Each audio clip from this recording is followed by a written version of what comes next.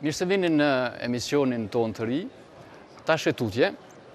Emision ky I cili zgjat 30 minuta dhe në emisionin tonë që nga sot të parin po e fillojmë pikërisht në ndërtesën e Parlamentit Evropian.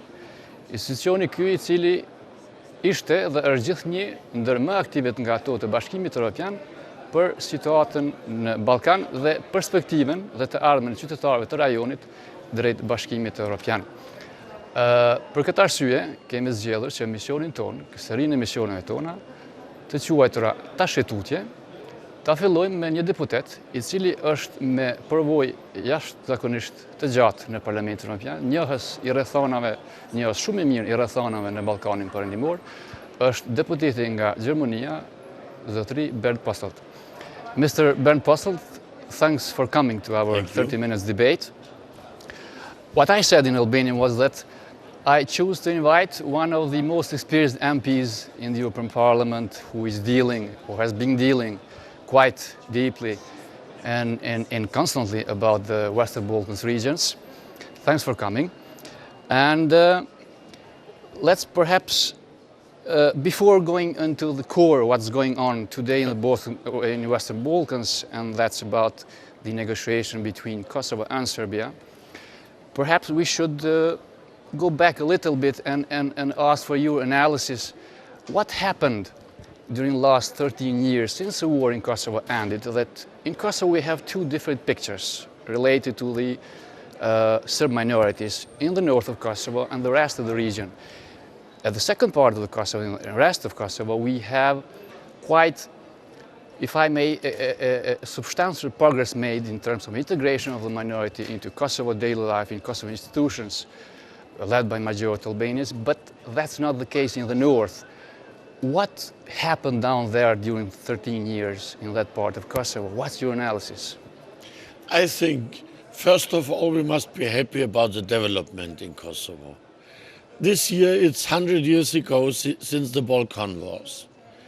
And if you see the history, there were some centuries without any right for any Albanian. In the last 100 years, most decades were decades of the total oppression of the Albanian people.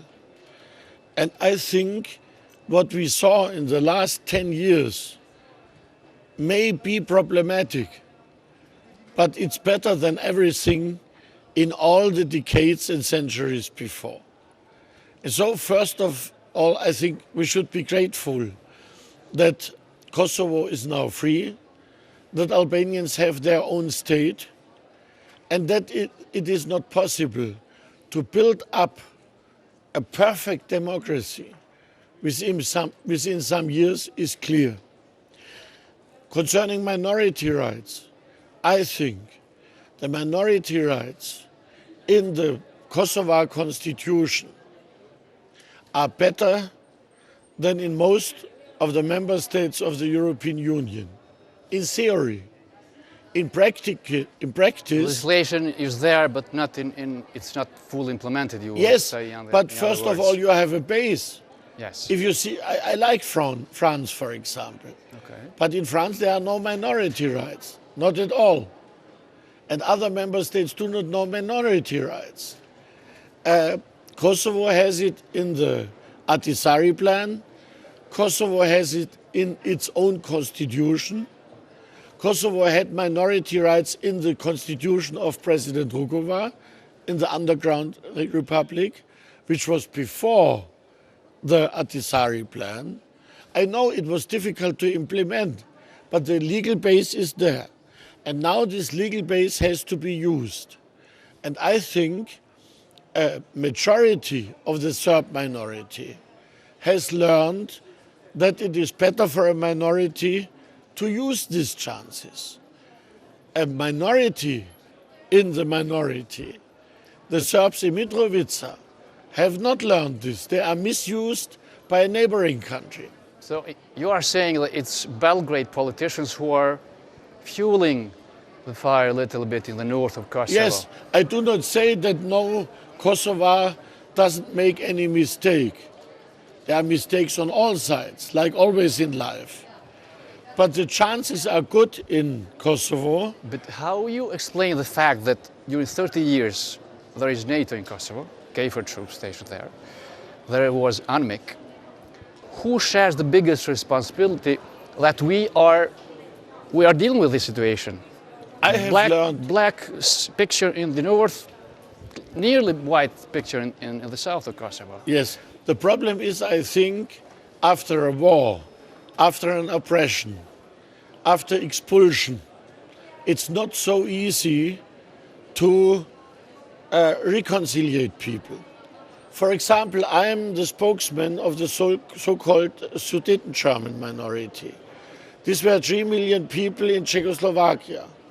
My parents were expulsed from Czechoslovakia after the Second World War because this minority was misused by Berlin, was misused by Hitler, and then after the Second World War they had to pay the bill, and not the Germans in Germany. And this is the reason why I'm so sensitive for such things. If a minority is misused by a political power against its own interests, this is very dangerous. And I think the Serbs in the south of Kosovo and in other regions of Kosovo who integrated, who used their rights, are on a good way. And the others are misused by nationalistic forces in Belgrade. And I ask them to use their chances because it's their own interest, not because of the Kosovars, not to make the Kosovo Albanian happy. It's their own interest to integrate and to use their rights. But unfortunately, we are dealing with a situation which we are seeing now in Kosovo. Now, both sides, the government in Serbia and the government in Kosovo, are brought in Brussels, and they are having negotiations. But the core of negotiation is exactly the north of Kosovo. Serbia has adopted a plan, they call it a platform, which has different interpretations by those who have made it, by those who have not made it. How do you see this plan? How do you see that platform? I think Does these rights asked by Serbs in north of Kosovo could be reached by this plan, or perhaps you are preferring what you said earlier, that Marti Ahtisaari proposal, which is incorporated into the Kosovo Institution, offers everything they might need. What's the way out? How do you see this platform? Is it dangerous? I think negotiations and talks are always positive. It's better to talk than to shoot. So I'm always in favor of negotiations, and I ask all my Albanian friends always not to be too much afraid because of the negotiations. But on the other hand, I understand that they try to be careful because they have their experience in the history. And I say very clear, this is not only my position, that's the position of the European Parliament. We are against any reopening of the status question. We are against any division of Kosovo. We are against any changement of borders. You're speaking about external borders of Kosovo, but the issue of the Serbia's plan or platform is about internal external borders. But I think in Kosovo, the Serbs have to have the full rights, but they have also to accept the full rule of law, the Kosovo institutions, including justice and police, and they have to accept also the EULEX full regime.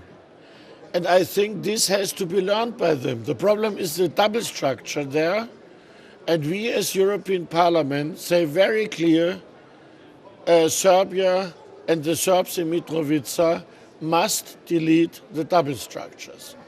But there is an offer by Pristina institutions, which is called Marti Ahtisaari, and you just mentioned it.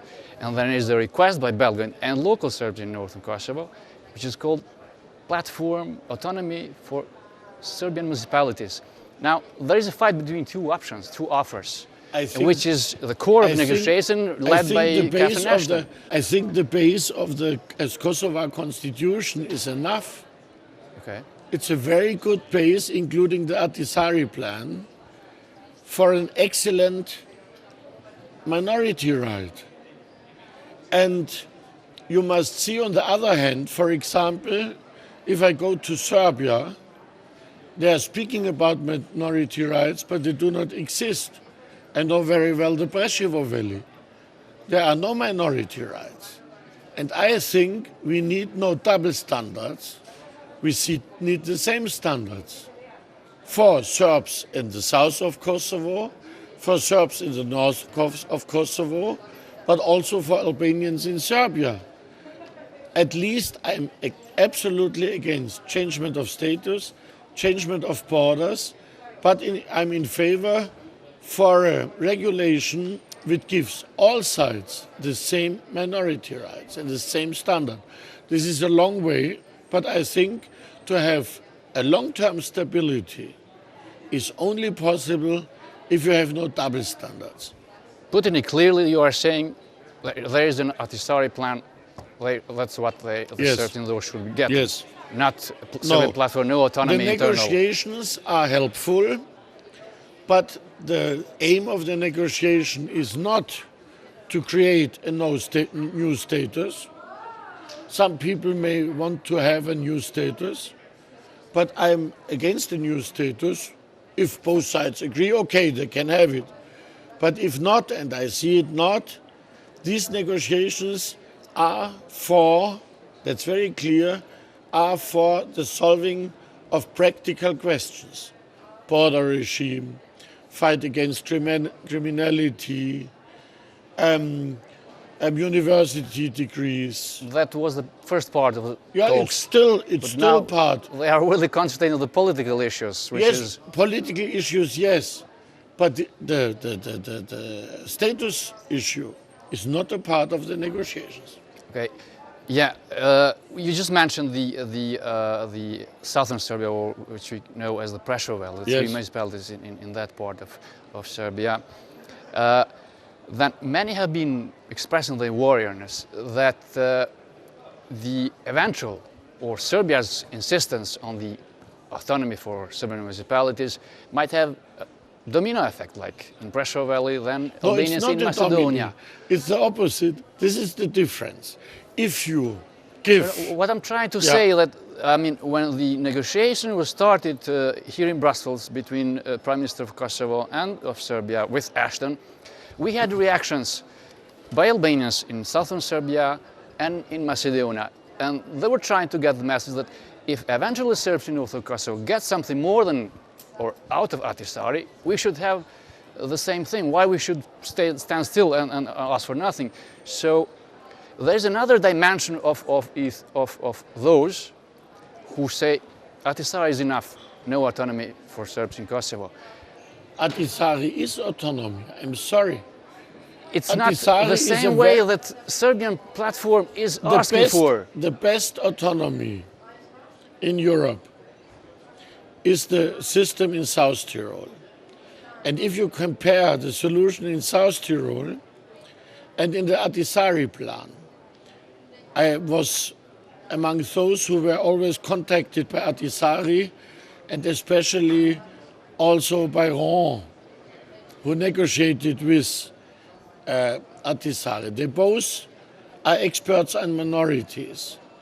And they said very clear, you have in the Ahtisaari plan also a very widespread autonomy of communities, for example.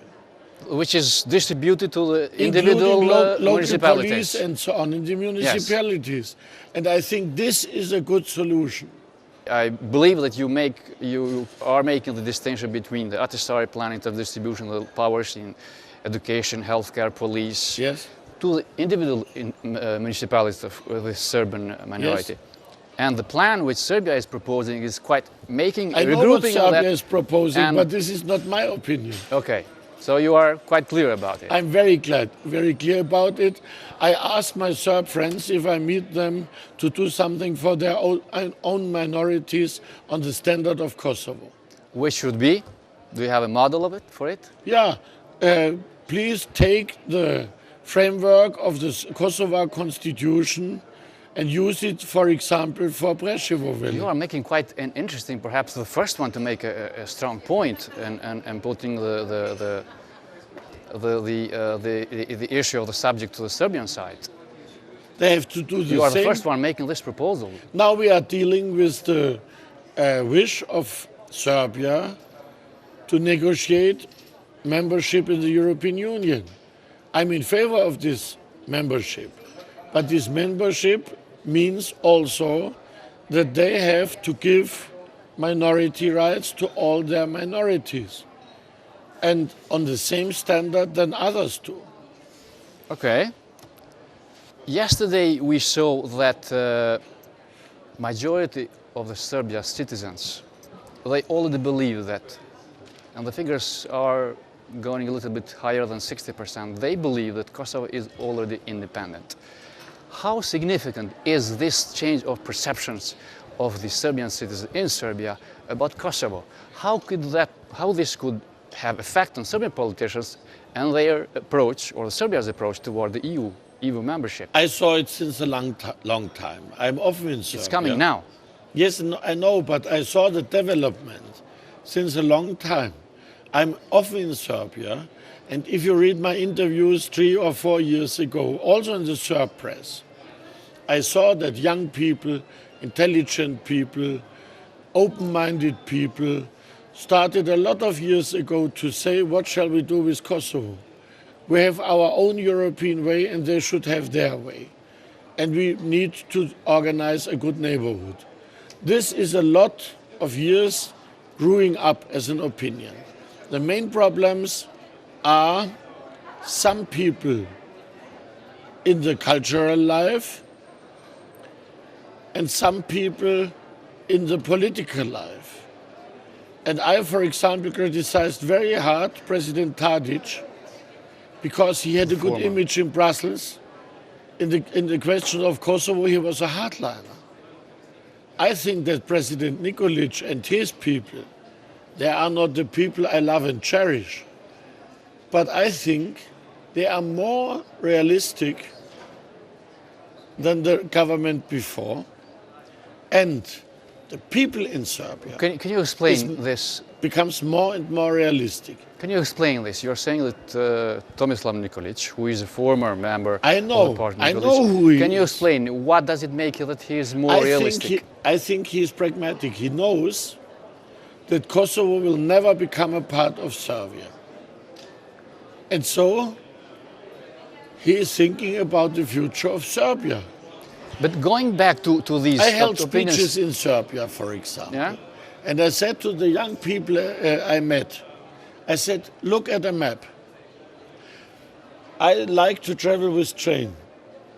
I came by train several times from Budapest to Belgrade.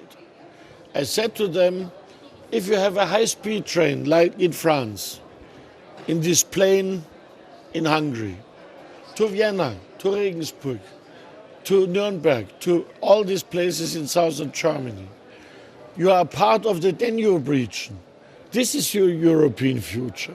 The European future of Kosovo is to cooperate with Macedonia, with Albania, with others, to the sea region. And if you accept each other and use your own chances in Europe and are not fixed to each other, then it's better for both sides. And I think Kosovars have learned it long ago. Serbs have to learn it, but they started to learn it. but they are still not there. I know. Majority of the Serbs in this recent I'm sorry, I opinion know. say that also we believe that Kosovo is independent. this. We are ready to continue the struggle for Kosovo. I know this. I met leading personalities of the Serb Orthodox Church. It's for a kind of example. trap between the will and the making decisions. I think the problem is, I spoke with a lot of people, I'm a convinced Christian. I spoke with a lot of people from the Serb Orthodox Church. I know that they have enormous problems to accept independence of Kosovo. For different reasons, you know. I met historians, people in cultural life. They have a lot of problems to accept it. But it's a reality. And if you read and see the map, then in the reality, then you know that Kosovo will never be a part of Serbia. And if you have realized this, then you should think as an intelligent man, a human being, and then you should decide to leave this burden aside, to give Kosovo its own chance, and to use the chance of Serbia for Serbia. Let's stick to the name of the debate from now on. Now, there have been a lot of questions and answers, half questions, half answers. Whether should Serbia be accepted inside the EU without recognizing Kosovo? What do you think? Should Serbia be accepted inside the EU without recognizing Kosovo, or without mutual recognition? It's absolutely clear that at least they will have no chance to become a member of the European Union if they haven't accepted independence of Kosovo. This is not a condition in the moment for starting negotiations. That's true. Yes. But if you see, I have worked with Croatia from the beginning of the process till the end, which is now. I worked for the membership of Slovenia. I was rapporteur for the association treaty with Slovenia. They had problems with Italy. I helped them to solve it and so on. So I know these problems very well. The Baltic states had problems with their border to Russia and so on. At least you will be never a member, an accepted member of the European Union if you haven't solved your problems with the neighbors. And I think it's very clear, for the moment it's not a precondition, but a Serbia with a constitution where is written down that Kosovo is a part of Serbia will never have a majority here in this European Parliament. Where do you see the Western Balkans in 10 years from now? I think, first of all, after the membership of Croatia, there will be a phase of a pause? Accidental pause? No. After the membership of Croatia, the 1st of July, there will be a time of stabilization, I think, of the European Union. I'm Speaking sure, about the current economic and financial crisis inside the EU. I'm in favor of enlargement. Very much in favor of enlargement. But I know my friends in the European Union and also in Germany, they will need now a little bit time after the integration of Croatia. And then we have to fight, to be clear. That enlargement process will go on. It's not so easy. I'm in favor. Why are you saying you need to fight? Because there are many people saying enough is enough. They want to stop it. They say we have our own problems, we want to stop it. And I say very clear, we cannot have a black hole in Europe. And the region between Croatia and Greece would be a black hole in Europe. We must not have Turkey in the European Union. I'm absolutely against it. We can discuss about Ukraine. This will not happen in this decade and not in the next one. But Southeastern Europe is, from my point of view, crucial for the European Union and its success in the next 10, 15 years. It's a small region with less inhabitants than my country, Bavaria and Baden-Württemberg, which are the both countries in the south of Germany. The region has not more inhabitants, but it has many problems to be solved.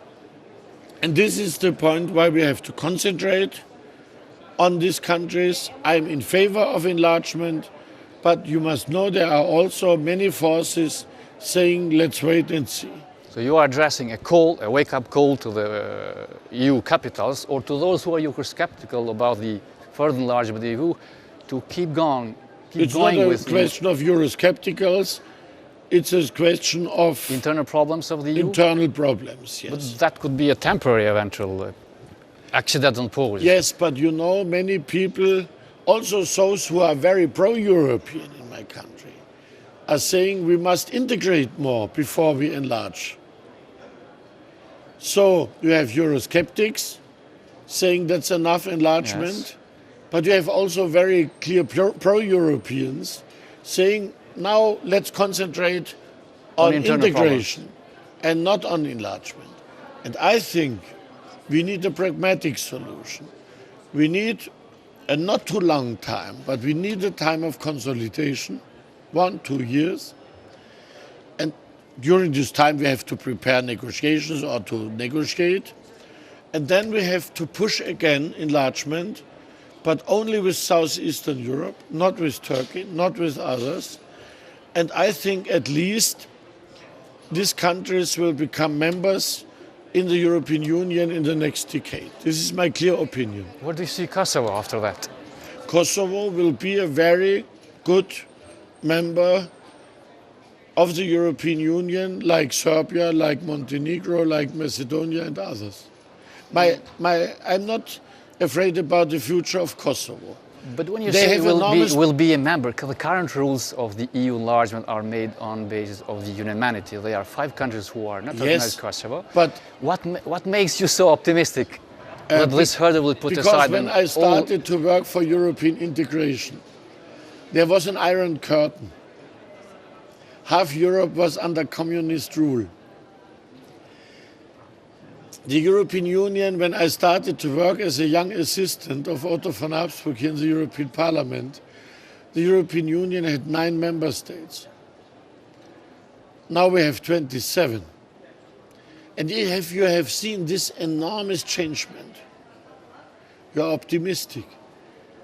You know everything needs time, needs power, needs work, but at least we will be successful. And from my point of view, Kosovo has a good future because it's a young people with a good initiative. I think the Kosovars are people with a good own initiative. This has to be supported. It's blocked by several structures at the moment, but it has to be supported. My main problem is not Kosovo. I'm afraid about the future of Bosnia-Herzegovina. There is no initiative. This state is very, very much blocked. But I think we will find also a solution together. Is it The only only Bosnia and Kosovo? What about Macedonia? If you go around all these countries, I think all they have internal problems, I ups think and downs. Everybody has internal. Belgium has also internal problems. But I think they are on a good way. Also Macedonia. I'm also optimistic concerning Macedonia. If the blockade by the Greeks ends, and I hope it will end very soon, Macedonia will make more and more progress. Concerning Kosovo, to come back to Kosovo, I think this is a country full of good young people with links to different countries, with elites in other countries and at home who are speaking different languages. I'm optimistic concerning Kosovo. Kosovo has a good potential, but it has to use it. So this is hard work, that's clear. Mr. Bernd Posselt, thank you very much Thank you. for coming.